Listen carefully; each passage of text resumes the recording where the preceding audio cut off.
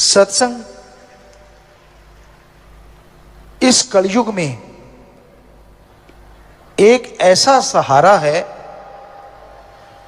जो डूबते हुए को नाव मिल जाए उससे भी बढ़िया तरीका है। आम कहा जाता है डूबते हुए को तिनके का सहारा, पर अगर नाव ही मिल जाए तो पूछिए मत। तो उसी तरह इस कलयुग में डूबते हुए जीवों को, तड़फते हुए जीवों को बचाने के लिए, राहत पहुंचाने के लिए राम का नाम एक जहाज है जो उन डूबते हुए, उन तड़फते हुए जीवों का आधार है। और कोई उस नाम का जाप करे, सुमरन करे, फिर तो कहना ही क्या है। सो उस परम पिता परमात्मा के नाम का जाप हमेशा आप करते रहो, कहीं गुमराह ना हो जाओ, कहीं आलस्य में ना पड़ जाओ, कहीं भूल ना जाओ परमपिता परमात्मा को। इसलिए संत पीर फकीर सत्संग लगाते हैं, और जो सत्संग सुन के अमल करते हैं उनके तो अंदर बाहर कोई कमी रहती ही नहीं। उनके भाग्य नसीब वाकई बुरे होते हैं जो सत्संग सुनते सुनते भी बुरे कर्मों की तरफ चल पड़ते हैं। एक अनजान आदमी है, जंगल में भटक गया और उस भटकते हुए को एक रास्ता सूझा। उसे नहीं पता वो रास्ता कैसा है, उसे नहीं मालूम वो रास्ता कैसा है। बुद्धि विवेक का काम लेता तो पता चलता, पर उसने आप देखा ना ताप उस रास्ते पे निकल पड़ा। उस रास्ते में जंगली जानवर है, उस रास्ते में दलदल है, जान बचाएगा तो कैसे? बहुत ही मुश्किल है। वो लुट जाता है डाकुओं के हाथों, घायल हो जाता है पशुओं के हाथों, और फंस के रह जाता है दलदल में। लेकिन एक पूरे जंगल का जानकार है, उसे पता है शॉर्टकट रास्ता कौन सा है। उसे पता है ये रास्ता दलदल भरा है, ये जानवरों से भरा है, इधर डाकू रहते हैं, और ये बिल्कुल सेफ रास्ता है। पर वो इंसान फिर भी दलदल वाले रास्ते में चल पड़े, डाकुओं की तरफ चल पड़े, या पशुओं वाले रास्ते में जो खा जाएंगे उस रास्ते में चल पड़े, तो क्या कहिए। ऐसे ही सत्संगी होते हैं जो सत्संग सुनते हैं, नाम लेवा होते हैं।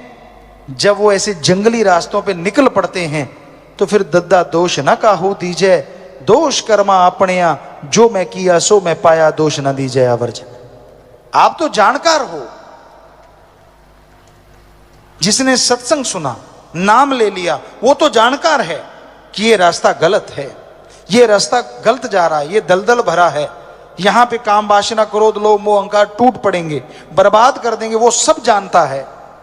अगर जानते बूझते हुए भी वो उस रास्ते का चयन करता है, उस रास्ते को चुनता है, तो इसमें फिर ना तो भगवान का दोष, ना गुरु पीर फकीर का दोष, अपने कर्मों की सजा भोगता रहता है, तड़पता रहता है, व्याकुल रहता है। तो इसलिए सत्संगियों, आपको तो पता है गलत रास्ते नहीं चलना, फिर आप मन के लोभ लालच में क्यों चल पड़ते हो? क्षणिक स्वाद के लिए क्यों आप अपने सतगुरु से मुंह फेर लेते हो? क्यों सत्संग की बातों को दरकिनार कर देते हो? क्यों नहीं अमल करते आप? और जब आप अमल नहीं करते, जब आप वचनों की काट करने लगते हो, तो जिंदगी में दुख आज नहीं तो कल आने वाले हैं। फिर उसके लिए भी तैयार रहना। दुख आपने सहेड़े हैं तो फिर भोगने के लिए भी आप अपने आप को तैयार रखो। फिर तो बड़ा भगवान भगवान करते हो, राम राम करते हो। पहले तो राम की सुनते नहीं, पहले उसके संत पीर फकीर की सुनते नहीं, और जब फंस गए, जब तड़पने लगे, फिर भगवान शहद जैसा लगता है। क्यों करते हो आप ऐसा? मन की वजह से। जवानी तो गधे पे भी आती है, आपके कोई अलग नहीं आई, उस पे भी आती है। आपकी जवानी कैसी? वो जवानी जो सतगुरु के लेखे लगे, अरे वो जवानी जो समाज के भले कामों के लेखे लगे, अरे वो जवानी जो भक्ति इबादत में पल पल गुजारे, उस जवानी के बराबर दुनिया में तीनों लोकों में कोई नहीं होता। उसकी भक्ति अव्वल दर्जे की मंजूर होती है। या कोई बचपन में लग जाए और आखिर तक निभा दे, उसकी अव्वल दर्जे की होती है। पर यहां तो जब दोहरा मापदंड अपना लेते हैं लोग, अपने सतगुरु को, अपने राम को मूर्ख बनाना उनकी आदत बन जाती है। ये दिखाना कि मैं भक्त भी हूं और काम वो करना जो संत पीर फकीर रोकते हैं। तो फिर दुखों के पहाड़ को बुलाने से कोई रोक नहीं सकेगा। फिर तड़पोगे, फिर रोओगे, तब आप होगे और आपके दुख होंगे। कैसे कोई बचाएगा? गुरु को मानते हो पर गुरु की नहीं मानते, ये खतरनाक है, ये डेंजर है। जब आपको समझी आ गई कि रास्ते दलदल से भरे हैं, जब आपको समझी आ गई कि जंगली जानवर आप पे अटैक करने को तैयार बैठे हैं, तो राम नाम का शॉर्टकट क्यों नहीं अपनाते? क्यों काम वासना क्रोध लोभ मोह अहंकार मन माया को, उन जंगली जानवरों को अपने पे टूटने का मौका देते हो? क्यों? जोश जवानी का। परम पिताजी ने एक भजन बनाया है और वो ध्यान दें, जवान नौजवान जो बिगड़ जाते हैं, जो मानते नहीं, सतगुरु की भी रखते हैं, लात दूसरी तरफ भी रखते हैं, गलत कर्म भी करते हैं। गधा 25 उम्रा जोर जवानी का, कि जब 25 साल तक की उम्र जो है ना, दुलत्ते झाड़ने वाली है। किसी को रोक दो आप, माँ बाप भी रोक दें तो उनका दुश्मन बन जाता है। मुझे रोका तो कैसे रोका, मैं मर्जी का मालिक, मैं करूं सो करूं। यानी गधे की तरह दुलत्तियां झाड़ता है। संत पीर फकीर समझाएं, अगर उसकी मन की बात कहते रहे, हाँ जी हाँ जी हाँ जी हाँ जी हाँ जी हाँ जी, फिर तो बड़ा खुश। और आज हम जो थोड़ी करारी बातें सुना रहे हैं तो थोड़ा रूठेगा भी, हमें कहते रहते पिताजी तो, और तेरे बाप को कहें भाई, और गड़बड़ तू कर रहा है तो तेरे को ही कहेंगे ना, तेरा बाप करेगा तो उसको भी कहेंगे। तो हमें तो आपके चौकीदार जो हुए, आपकी निगाह जो रख रहे हैं कि मत करो बुरे कर्म, और हमें दिख भी रहा है कि करोगे तो फिर भरोगे, फिर चिल्लाओगे, फिर रोओगे कि मेरे साथ ऐसा क्यों हो रहा है। आजकल क्या बच्चा, क्या बूढ़ा, क्या जवान, सब काम वासना क्रोध लोभ मोह अहंकार मन माया की गिरफ्त में है। बचा हुआ वही है जिसने सच्चा इश्क उस वाहिगुरु से, सतगुरु मौला से किया हुआ है। वो चाहे बच्चा है, जवान है, बूढ़ा है, वो ही बचा है। वरना इस कलयुग में मस्ताना जी महाराज के वचन कि यार सतगुरु का आशिक तो कोई कोई है, सब माया के यार हैं। तो हम ये कहते हैं उस सतगुरु की कृपा से ही कि आज बहुत से सतगुरु के भी यार हैं, बहुत बच गए उनके रहमो करम से, उन्हीं की कृपा से। खाने को घी दूध मेवे मिठाइयां खनिज लवण विटामिन्स मिले तो कोई गंदगी के ढेर पे चोंच क्यों मारेगा बताइए? नहीं मारता ना।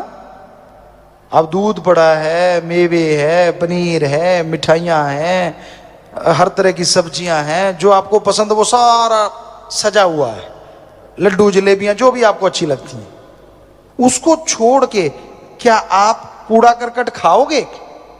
सवाल ही पैदा नहीं होता जी। आप तो उनमें से भी चुन के वो खाओगे जो सबसे स्वाद आपको लगता है। पर हम देख रहे हैं कुछ कुछ बच्चे ऐसा भी करते हैं कि सारा कुछ छोड़ छड़ा के गंदगी के ढेर में चोंच मारते ही मारते हैं, मानते नहीं वो। उनके घेर अड़ा हुआ है मन का। जवानी उनको लगता है हमारे पे आई है और किसी पे तो आई ही नहीं, पहले वाले तो ऐसे बूढ़े हो गए, सीधे ही बूढ़े जन्मे थे बूढ़े ही हो गए। अरे उम्र का तजुर्बा होता है।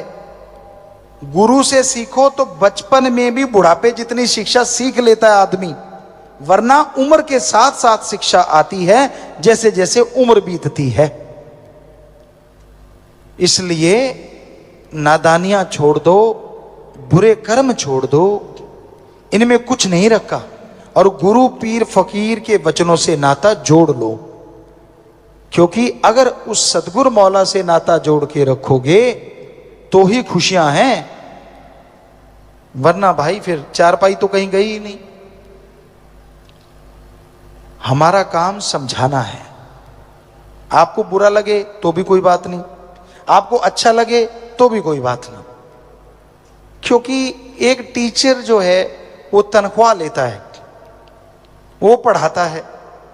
कई नहीं भी पढ़ाते, गपशप मार के भी आ जाते हैं, लेकिन अगर टीचर पढ़ाता है तो उसका काम तो हो गया। बच्चे फॉलो कितना करते हैं वो एक अलग बात है। कई टीचर ऐसे होते हैं जो बच्चों से फॉलो करवाते हैं, उनको दर्द लेते हैं, पूरा पेन लेते हैं उनका। पढ़ाया, फिर फॉलो करवाया, फिर फॉलो करवाया, फिर अपने तरीके से वो उनकी जांच करते रहते हैं कि कहीं भूल तो नहीं गए। तो वो टीचर सबसे सर्वश्रेष्ठ होते हैं और उनके बच्चे मेरिट लेके उनका नाम रोशन करते हैं। पर वो टीचर कब तक पढ़ाएंगे? जब तक आप 15-20 साल के नहीं होते, 25 साल के नहीं होते। डिग्री की डिप्लोमे ले लिया फिर तो आप पढ़ाने वाले हो गए। पर इस कलयुग में एक टीचर ऐसा भी होता है जो पढ़ाता ही रहता है, और वो होता है सच्चा गुरु। उसके लिए शिष्य बड़ा ही नहीं होता, छोटा ही छोटा, छोटा ही छोटा, छोटा ही छोटा रहता है। हर पल उसकी निगाह रखता है वो, हर पल उसका ध्यान रखता है वो, कदम कदम पे समझाता है उसे, वो समझाता चला जाता है। ना बेटा इसकी ना सुन, ना बेटा उसकी ना सुन, तू अपने जमीर की सुन, तू अपने सतगुरु की सुन। सतगुरु और जमीर की सुनेगा तो तेरी तकदीर बनेगी, दुनिया की सुनेगा तो बनी हुई तकदीर का बेड़ा गर्क हो जाएगा। मन हावी होता है, किस पे नहीं होता? आदमी तो आदमी है, लेकिन सतगुरु की जो मान ले वो भी भाग्यशाली होता है, वो भी भागों वाला होता है। जो मान के अमल कर लेता है, चाहे कुछ भी क्यों ना हो, फिर भी मालिक उस पे रहमो करम बरसाता रहता है। सत्संग ऐसी जगह होती है, यहां आने से इंसान के तमाम ख्यालात, तमाम सवालात बदल जाया करते हैं। सच्ची श्रद्धा भावना से सत्संग अगर कोई सुनता है तो जन्मों जन्मों के पाप कटने शुरू हो जाते हैं। सत्संग में आओ, ध्यान से सुनो और फिर अमल करो। जो इंसान अपने पीर फकीर के वचनों को नहीं मानता, जो इंसान सत्संग सुनने के बाद भी रूहानियत को मजाक समझता है, पूरी जिंदगी मजाक बन जाती है। दुख परेशानियों का, नरकों का कारण बन जाती है। इसलिए सत्संग सुन के उसको अपने जीवन में अपनाओ तो जिंदगी में बहारें आ जाती हैं। सत्संग इंसान को वो निगाह बख्शती है,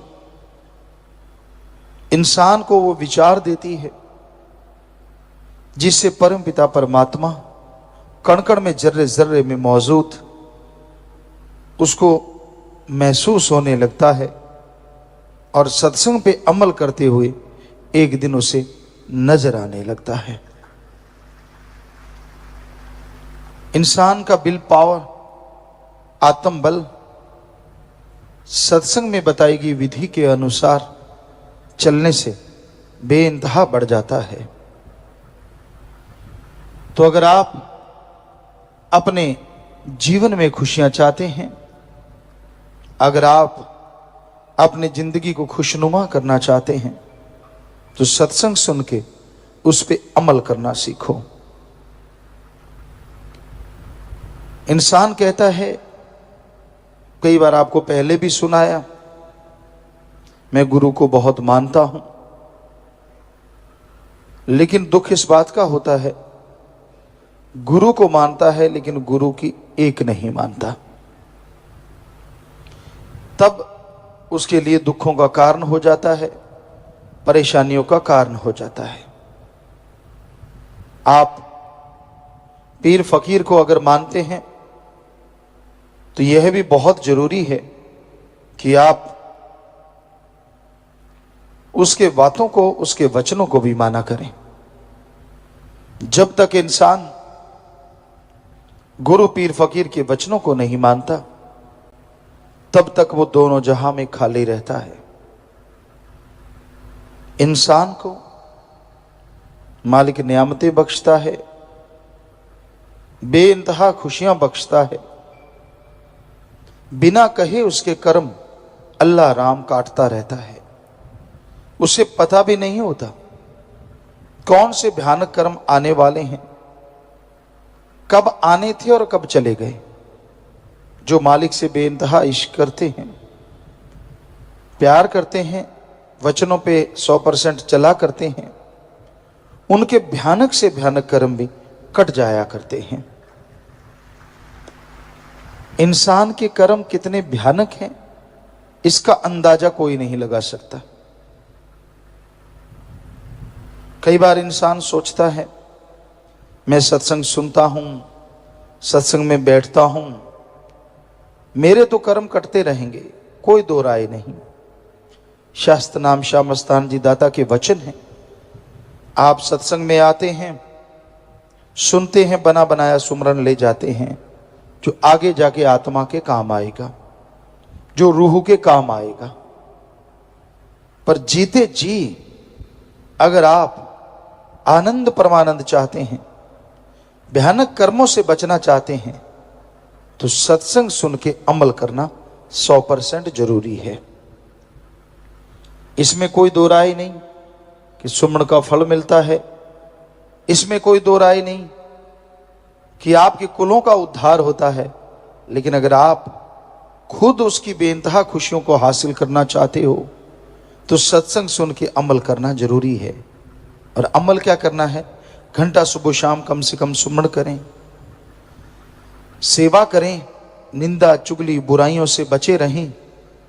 मालिक से जोड़ो तो मालिक आपके कुलों को जोड़ेगा, मालिक से तोड़ो तो आप दोनों जहां में भटकते रहोगे, नरक भोगते रहोगे। तो ये वचनों को आप अगर मानते हैं तो बेइंतहा खुशियां हैं। अदरवाइज सत्संग में रहते हुए, यानी सत्संग में जब बैठे हो तब नहीं, सत्संग आपने सुना, आप अपने घरों में चले गए, आप अपनी रहने वाली जगहों में चले गए, वहां जाके फिर वही निंदा चुगली, तो आपके जो भयानक कर्म हैं वो कटते नहीं, बल्कि वो कर्म आपको नरक में ले जाते हैं। उसका दुख, उसका दर्द फिर आपको महसूस होता ही नहीं, बल्कि भोगना पड़ता है।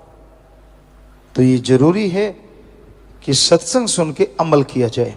कई बार इंसान सोचते हैं, कोई ना कोई सवाल भी उठता है कि यार फलां आदमी सत्संग में रहता था, बड़ी सेवा किया करता था, वो मालिक से दूर क्यों हुआ? तो शायद उसका जवाब आपको मिल गया होगा जो हमने अभी अभी बोला। सत्संग सुना, सुमरण का फल मिला, आत्मा के खाते में जमा हो गया, लेकिन सुन के अमल नहीं किया तो उसको इस जन्म में भयानक कर्मों का सामना करना ही पड़ता है। उसे कर्म भोगने ही पड़ते हैं, चाहे वो सेवादार क्यों ना हो, चाहे वो सत्संग सुनता हो। फल तो उसको मिल रहा है, लेकिन अगर वो अमल नहीं कर रहा तो झोली फटी हुई है, रहमतें आती हैं चली जाती हैं, आती हैं चली जाती हैं। इसलिए अमल करना जरूरी है। अगर आप मनमता चलते हैं, मन के कहे अनुसार चलते हैं, तो भाई फिर कर्मों का बोझ आपको उठाना होगा। पीर फकीर तो बहुत बचाते हैं, वो तो हर तरीके से बचाते हैं, हर एंगल से इंसान की नरक में न गिरने की सुविधा बना देते हैं, तरीका बना देते हैं।